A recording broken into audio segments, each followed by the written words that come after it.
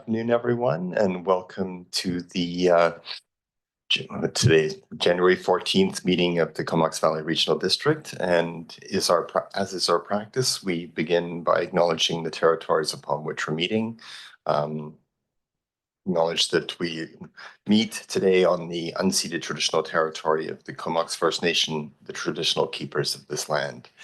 And it's also our tradition, we are reading through the 94 calls to action. Today we're at action 62, Education for Reconciliation. And we call upon the federal, provincial, and territorial governments in consultation and collaboration with survivors, Aboriginal people, and educators to make age-appropriate curriculum on residential schools, treaties, and Aboriginal people's historical and contemporary contributions to Canada a mandatory education requirement for kindergarten to grade 12 students. Second, providing the necessary funding to post-secondary institutions to educate teachers on how to integrate Indigenous knowledge and teaching methods into classrooms. Three, provide the necessary funding to Aboriginal schools to utilize Indigenous knowledge and teaching methods in classrooms. And four, establish senior level positions in government at the assistant deputy minister level or higher, dedicated to Aboriginal content in education. And before we get to the first item today, I just wanted to take a moment to recognize one of our staff and an important achievement for her. Ashley Hawker serves as the CVRD's Manager of Corporate Records and Information, performing a broad range of corporate admin duties related to information management that ensure public transparency and accountability within our government. And over the past several years, she has been furthering her professional and academic development in pursuit of a certificate in local government service delivery by the Provincial Board of Examiners.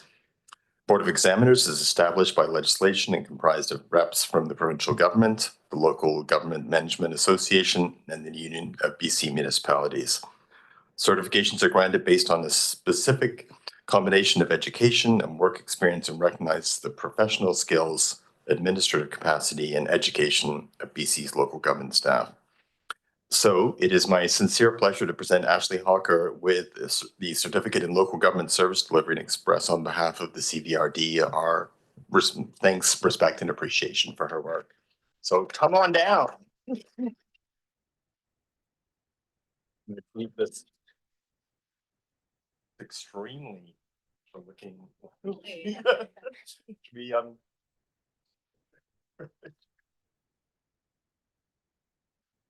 thanks and congratulations. Yeah, that's great. That looks beautiful. Yeah, thank you. That's something we should do more often. Be celebrating the amazing work our staff are doing. Getting back to the more prosaic business, we have a closed meeting recommendation. If someone would like to move that. Okay, any questions on that? Okay, anyone opposed? That passes. And adoption of minutes. These are from December 10th minutes. Moved and seconded. Thank you very much. Any questions or omissions? And anyone opposed? All right, and that passes also. Delegation follow-up. There was a delegation on December 10th from Build Comox Valley, and our CAO prepared a short report to respond to that. I'll just pass it over to CAO 1. Thank you. Thanks, Chair. And yeah, directors, usually I provide a verbal update at the following meeting in regards to delegations for the board to consider any action on. As we were putting together the notes for that verbal follow-up, we realized that maybe it was just best to put this into the form of a staff report. And so that's what's in front of you here today. And it notes that the request, part of the delegation, there was a request that further engagement, more fulsome engagement be held with the development community. And I wanted to note a couple of things. One, the alternative approvals process is underway for the direct action on housing initiative that the board has undertaken.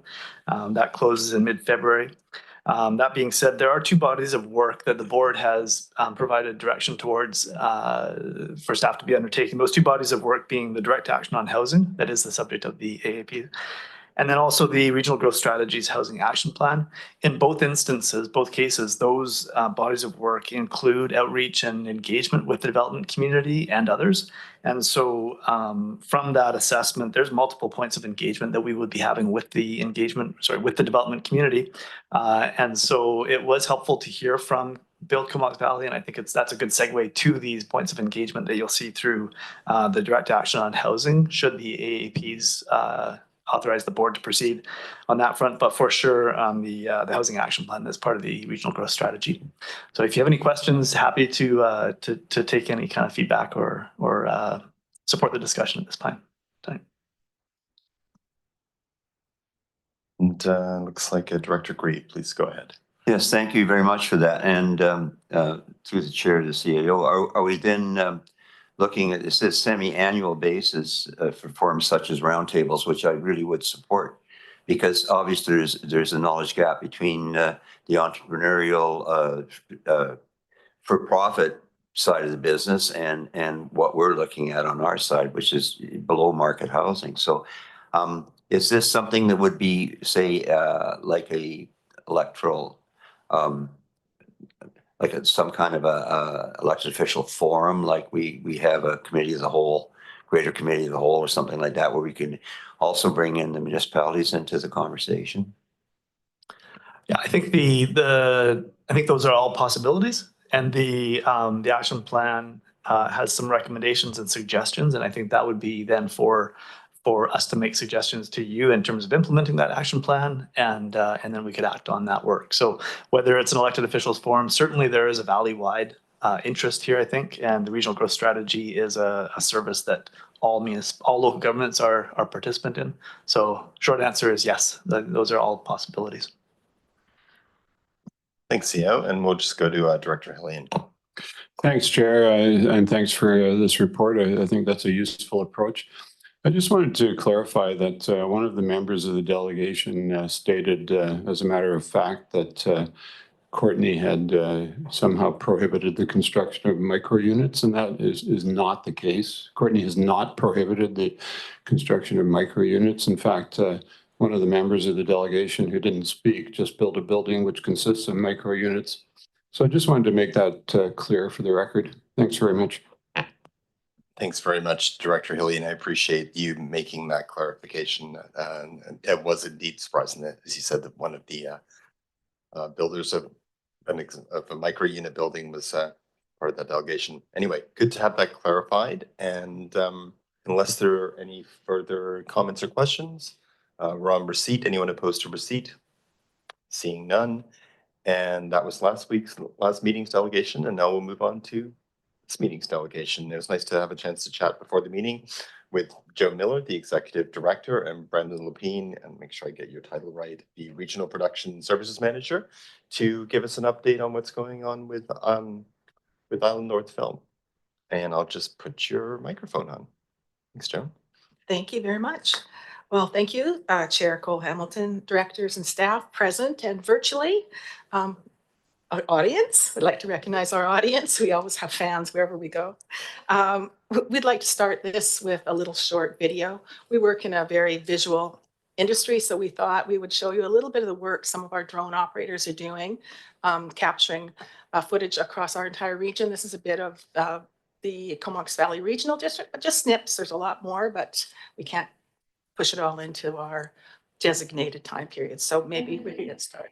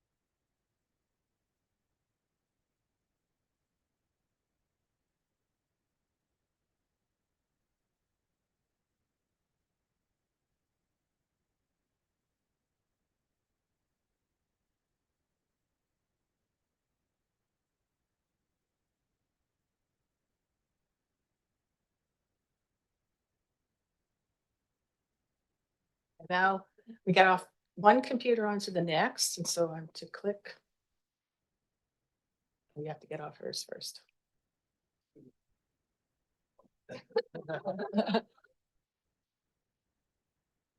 Are you ready, Linda? Oh, sorry, she has to load ours.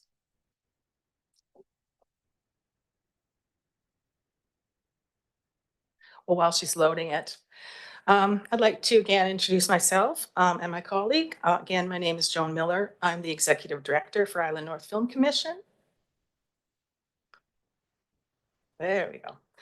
Over the past 2 decades, my role has transitioned from volunteering to film commissioner and now to executive director. And yes, for all of those who've known me for a long time, I'm still here.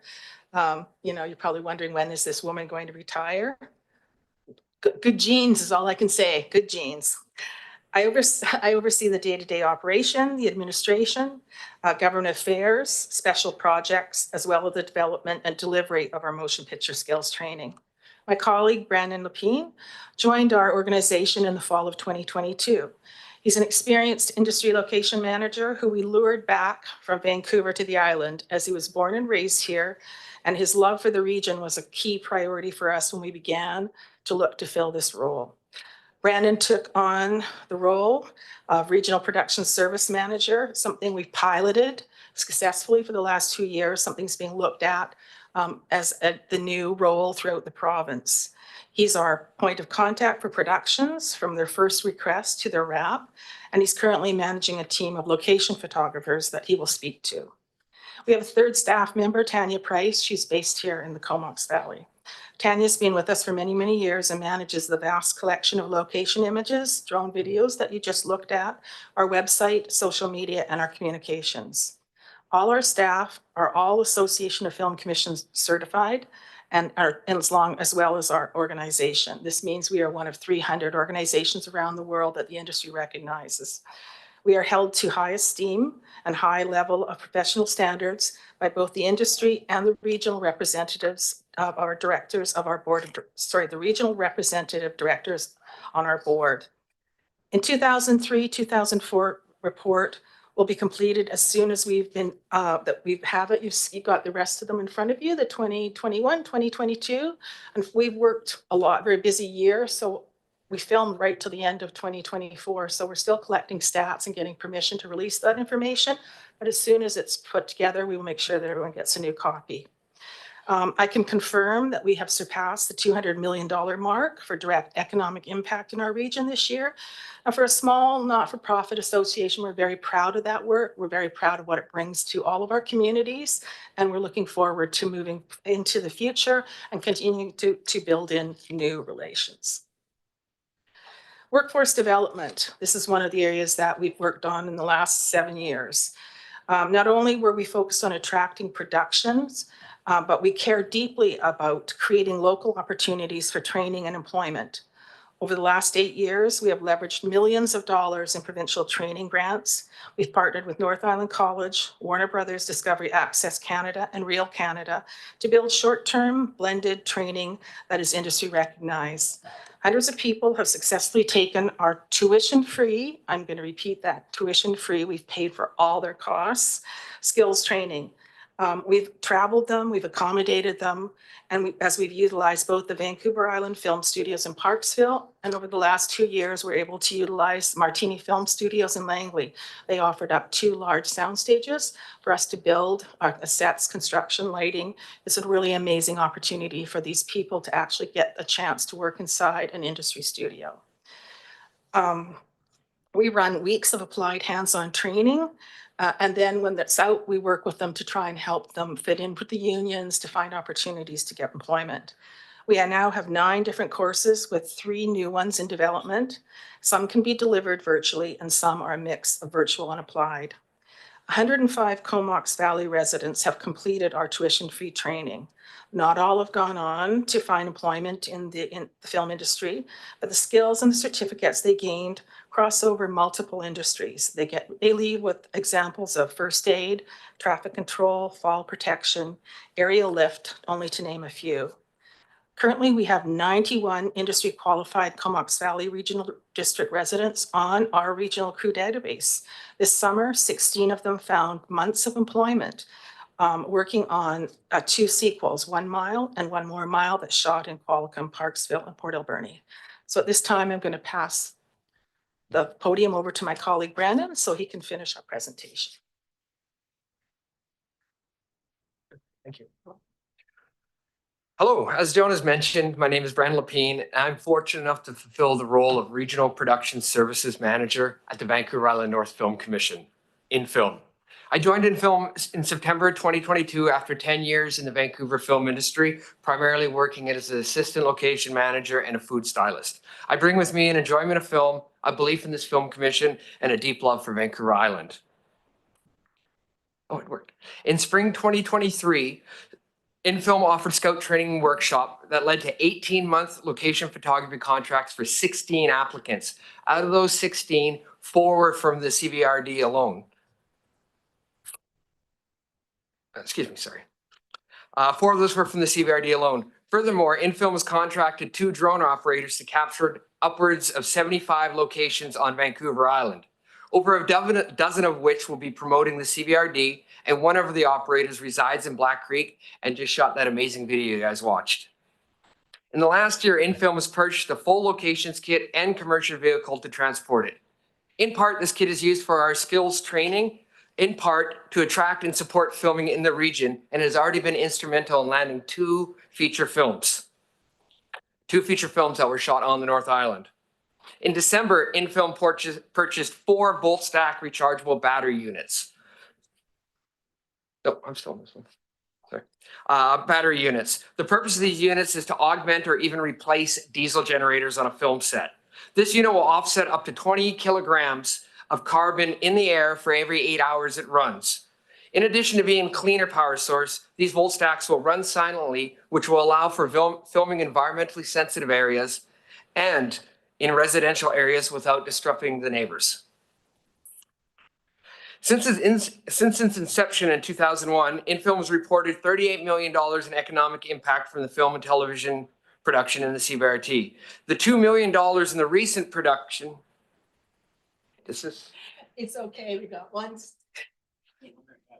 Oh, I'm one ahead, my apologies. Sorry. Since inception, reported 38 million economic impact from film, television. The $2 million in recent production impact does not seem like much until we factor in the Screen Actors Guild and the Writers Guild of America strikes that shut down 99% of film production globally for 9 months in 2023. And of course, the long and short-term economic impacts of the COVID-19 global pandemic.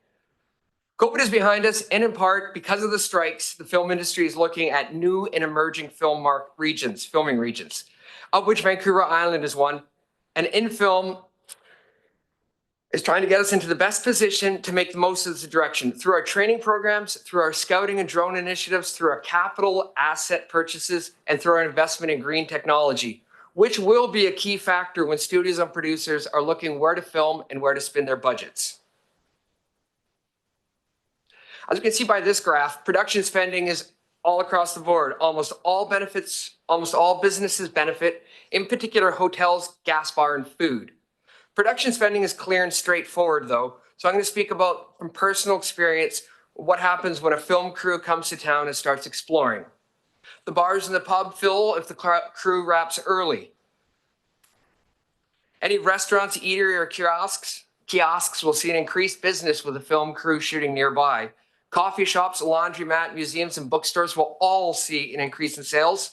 And once word gets out about a great souvenir shop or great experience among the crew, it will be full until every person on that production has been there to see it or do it for themselves. In addition to the above, if a community is welcoming enough, a lot of the crew will bring their families to come visit. Some of us may even move back. I shot in Campbell River in 2018, and my wife and I bought in 2024. Thank you. We can take any questions at this time. All right, thanks very much. My first question is, Because I wanted to show you one of your, I think he still works for you. Go back to show the truck. It's a really good example. So Oh, Brandon, that's where I missed that. my apologies. For the, in these photos, we're looking at a group we trained, production assistants. We do the training for it, 12 weeks online, a week in person. Of those people, the young man at the back with the toque, Charlie Karami, he's a graduate of our program. Then he went to work with the Youth Media Project out of the Courtney Art Gallery, and then leveraged that experience to join the regional district as one of your communications people, online communications managers, coordinators. It's the film industry touches a lot of industry, and our training spreads out to other industries. Thanks for adding that local detail, and it's just interesting to see how that kind of training can lead to many different opportunities. So thanks very much. I had a question which was on the final graph. There were a number of bars that showed increases of things. Two of them had no. I was wondering what the 75 and the 45 were. Oh, they didn't pop up. That will be restaurants and fuel. Oh, okay, all right, yeah. So it just 75 shows- is the restaurants, 45 will be the fuel. and shows the range of different Weird. impacts that it has. Back sends to other PCs or the DFA. They don't, that's kind of like the political map. Yeah. They go ahead and delete stuff, important stuff. Yeah, so that's a long running feud, I think there. All right, and with that, we'll go to Director Hillian. Thanks, Chair, and thanks for the presentation. I appreciate this industry and the benefits that it has for not only our residents, but for the people who enjoy the films. I'm just curious about the precarious economic times that we're moving into and the prospect of tariffs and how that might impact film production, as I think that despite the homegrown trainees, a lot of our films do depend on American companies coming up here to produce. You're right. Who knows? Can anyone tell me with any certainty what's going to happen in 10 days from now? No, but sad things happening right now in Los Angeles was really going to disrupt the motion picture industry. And so, we are totally uncertain as to what's going to turn out, how, life and the world, global situations just change things on a dime. We do have a very strong domestic industry here on the island. So we were able to survive, COVID and American strikes far better than Vancouver did. Our domestic industry in the last 2 years has brought in full features. We helped Gibson's, we did training in Gibson's. They did a series called Murder in a Small Town. Was very successful. It was aired, internationally. That was all shot in that area. A lot of our people from this area went to work there. They're part of our Mid-Island crew. Then we had 2 back-to-back feature films that are domestic that just shot. Brandon's now reading scripts for more domestic that are going to come into this area. And when they come, they're coming to spend their entire budget. They're coming here to fill our hotels and stay here for their duration. Whereas we really do love the opportunity to land those big American shows. Like last year, we did The Last of Us in Nanaimo. It was a big production, came in. It really did a lot, hired a lot of people, filled a lot of hotels. But they only come for a few days and they run back to Vancouver as quick as possible because the cost of bringing those big crews it's large. We're working on a program right now with the government trying to encourage them to remove what's called the 51% de minimis rule that's set that if they come outside to the region, they have to spend 51% of their time here before they can claim any extra tax credits. They originally back in 2001 thought it might encourage people to come for longer, but it hasn't. It's been more of a barrier. If we're successful to remove that, then we're going to be able to see them coming. And maybe when these big shows come and they film on the highway and they come in like Sonic, filmed on the highway and then shot back up in here in the Comox Valley, they would have liked to have stayed for another week. Another week can mean $1 million of economic impact in our communities.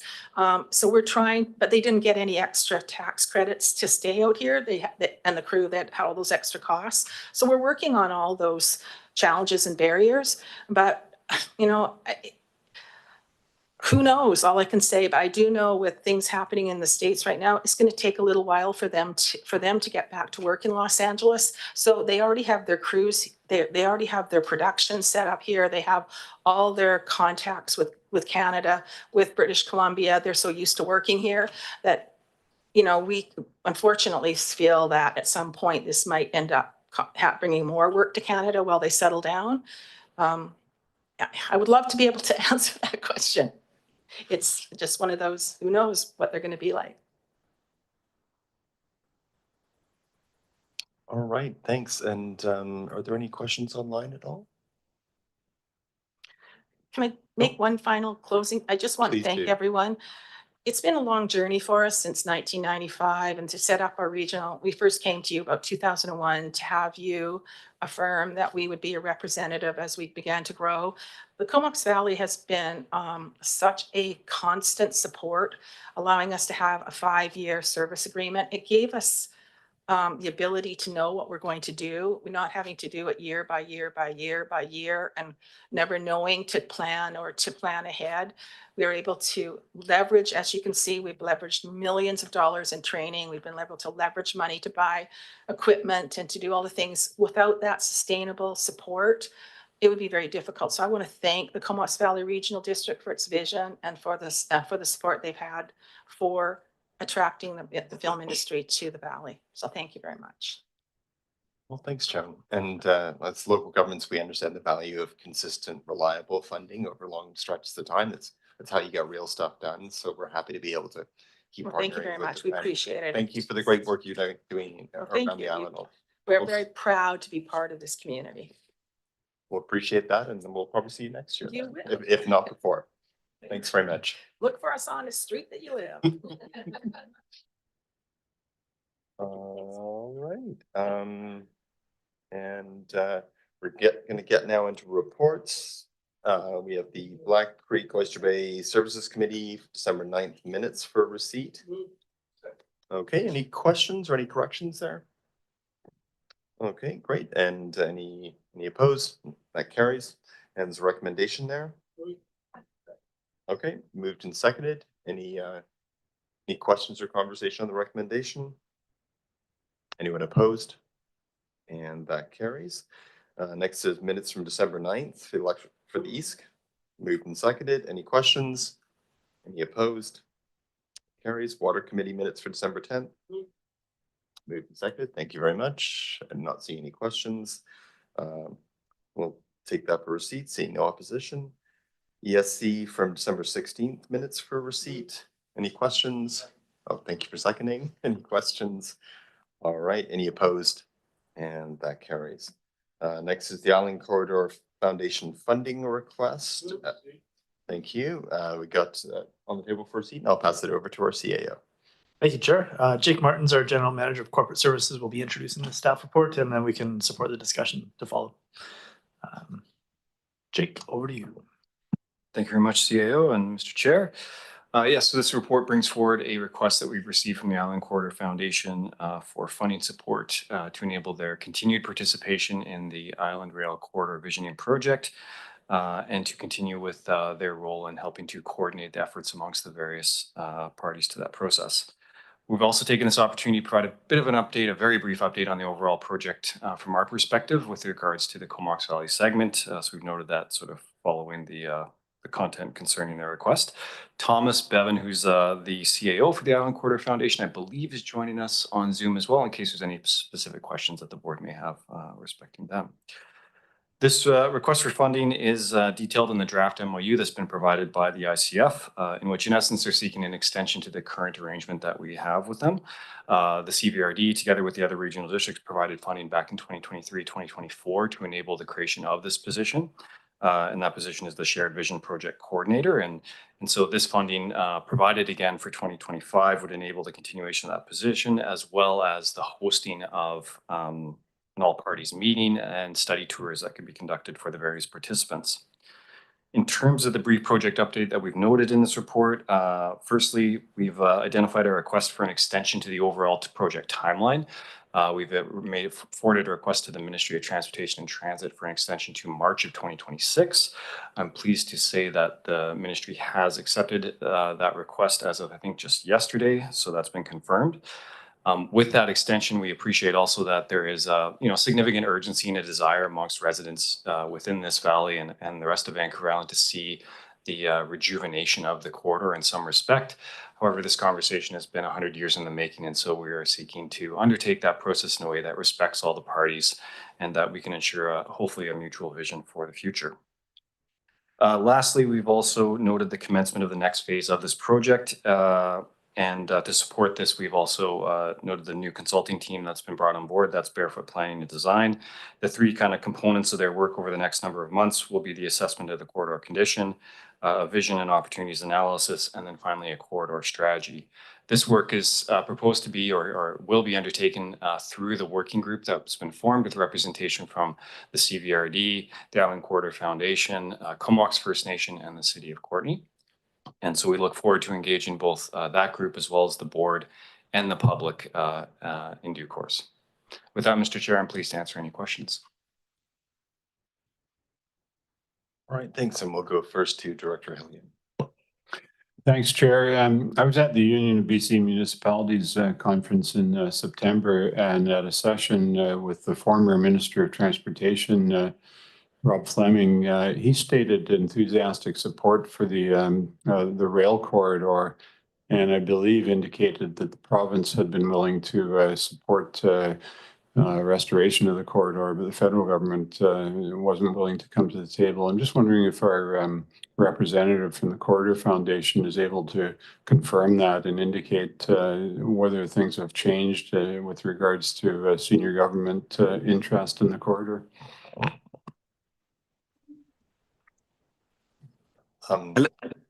Okay, great. You've got it, Thomas. Okay. Hey, can you hear me all right? I'm just calling in on my way home from Port Alberni. That's a yes? We can hear you well. Thanks, Thomas. Great. Thanks for the opportunity and the question. And through the chair, that we continue to actively engage with the Ministry of Transportation and Transit on the Island Corridor Shared Vision project, which we have the many different projects happening, led by the various members. I would say that there is strong interest in seeing the outcomes of these various activities. I would say that it's becoming more and more localized in terms of what might actually happen along the corridor, and we're really trying to be adaptable and flexible to those local contexts, and particularly as it relates to bisected nations and reversion, which we support and have a motion from several years ago from our board to advance that. But then in places like where I was today, Port Alberni, there seems to be near consensus that rail, at least in a smaller area, is what they want. And that's what we'll be presenting to the minister when we have a hopeful meeting with him in the coming month or so. So I would say that, to the original question on what the status is in terms of funding rail, I think that if business cases are presented on a specific locational basis, that there would be a level of enthusiasm for that. All right, great. Thanks, Thomas. And there's another question from Director McCollum. Yeah, I guess what I'm curious to better understand is what outcomes we expect to have come March 31st, 2026. And this process started 2 years ago, or just about 2 years ago, and it was supposed to take 18 months. And now we're at the 2-year mark, and we're going to extend it another year. And there's, from what I understand, sections now that have actually had the rail bed has actually been removed. Although, please correct me if I'm wrong on that. So we're looking at a corridor that is becoming fragmented for mostly around the reversion rights. But I would be interested to hear exactly what kind of actions we can expect to take when we get to this point of completion in this process. Because it just seems like we're forever pushing it out for a variety of reasons. I'm not casting blame when I say that, but a year from now, when we wrap this process up, what can our regional district expect to action from that? Through the chair. So ultimately, this project, its objective is to find a mutual vision for the corridor. And I don't want to minimize the challenge in that. Certainly, there are multiple parties. There's a long history to this corridor. And there are a variety of interests. And there's some really foundational questions that, of course, have slowed some of the progress that I think we've seen through this. But I don't want to suggest that somehow this is not advancing the way it should. I think these are difficult conversations, and like I said, many parties involved. So it's going to take time. And our ultimate objective is to identify the vision for this segment, and then hopefully look to work with the other segments to identify what's in common amongst the entire corridor. With that, I think we know that there are, whether it's rail or trail or a combination or other uses, it's going to require a large investment, which will require some form of grant from the senior levels of government. And so hopefully, if a common vision can be achieved, we can make a common pitch to support the rejuvenation of that corridor. I just have a follow-up. So through this process, when we get to a completion point next year, will we have a sense of what the cost would be of implementing a trail through our region on what is now a rail bed or beside the rail bed? Like, will we have an idea of some costs of initiating these opportunities? And then another question I had was around dealing with the potential for contamination and, restoration, reclamation. If we're looking into that and where, that responsibility will end up and costing around that. Yeah, so through the through the chair. So a lot of that estimate of cost will depend on what the vision is determined. So as it's been stated before, if the vision is rail, and that's a common vision that's shared amongst all the parties, those sorts of restoration costs are not wouldn't be present with that. But if there's other types of uses that are identified and it requires then the removal of that infrastructure, then perhaps there's a very real remediation cost associated with that. Ultimately, like I said, it's going to depend on what's determined as the mutual or the shared vision amongst the parties. And we are undertaking, as part of this next phase, a condition assessment of the key infrastructure within the segment to at least understand what the condition is and what it may take then to remediate the bridges and such. But we're not proposing to fund that for the entire corridor. We recognize there's been various assessments over the years, but this will hopefully give us a more up-to-date figure that we can utilize to help take our next steps with this. That's great. I was going to ask also if, Thomas, if you had any responses to either of Director McCollum's questions, just to add any extra context before we go ahead with the third question. Yeah, I think it was answered very well. And the only addition would be thinking of things in short, medium, and long-term approaches, and costs not being the same for all of those. So a short-term approach to trails could be as simple as clearing brush beside the corridor in areas that it's not cleared. Out by Royston, I've actually walked it quite extensively. People are using that anyways now, and to make that a bit more formal could be a relatively quick win in the immediate term, but a more extensive AAA multi-use trail, as you see in the CRD, yeah, totally different cost question and business plan.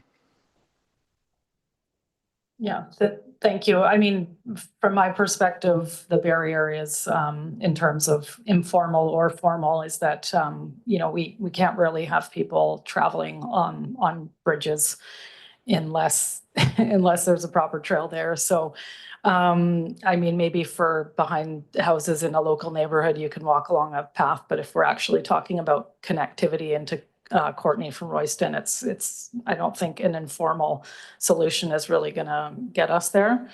The question I had was actually around that cost of potential cleanup. We don't really know what it is, but if you know, in other areas where they've done these rail to trail conversions, they are preserving the corridor for potential future rail use. And I don't believe that they've had to do cleanup if it is the long-term potential use could go back to rail. And I'm wondering if we're actually looking at that as well, that if we're preserving the corridor and like, I don't know, I think a term that's used for it is like land banking, where you're potentially banking it for rail at a different decade. Yeah, would that change what the requirements are around cleanup, and is that being considered in our analysis? Yeah, so through the chair, I guess what I can say is that there has been some high-level look into remediation costs, but again, it's all subject. It's, you know, we don't want to get out in front of what is ultimately determined as a shared vision or future use for this. So that, in my view, comes first before we go too far down the road of trying to figure out exactly what a use is going to cost until we've come to the agreement that yes, that's shared amongst the parties for the future vision. So yeah, a little bit of work's been done on the remediation, but not at a level that's not certainly not the focus, because we're trying to instead focus on the first part, which is what is the ultimate shared use for this this corridor. Thank you. Thanks for the questions. All right, thanks very much for the questions. Thanks for the answers, Jake and Thomas. Are there any further questions at all? I think we're just on receipt at this point, so we'll dispense with the receipt. Anyone opposed? Seeing none, that carry. Okay, there we go. Recommendations on the table. Any questions or comments on that? Okay, any opposed to the recommendation? And that carries. So thank you, Jake, and thank you, Thomas. Have a safe drive back from Port Alberni. Thanks so much. Take care. Bye-bye. All right, next item up for bids is the Black Creek Oyster Bay Service Committee, January 13th. Sorry, the recommendation. Thank you. Yeah, it's no receipt. There's just recommendations. So that's on the table. Any questions on that? Any opposed? Okay, and that carries. And now a recommendation from January 13th EASC. Moved and seconded. Any questions or comments on that? Any opposed? That passes. So now we're going to get into bylaws and resolutions. The first is bylaw number 857. And thank you very much. For first and second reading, and it's a vote of all. Any opposed to that? And that passes. And now third reading. Thank you. Moved and seconded. Thank you. Any questions? Any opposed? And that carries. Next is recommendation for bylaw number 859, the Black Creek Oyster Bay Water Local Service Area Plan bylaw. Okay, that's the first and second being first and seconded. Any opposed? And that passes. And then third reading. All right, and any opposed to passage of third reading? Seeing none, at this point, we'll take, say, 5 minutes just while we secure the room and go in camera. Thanks, everyone.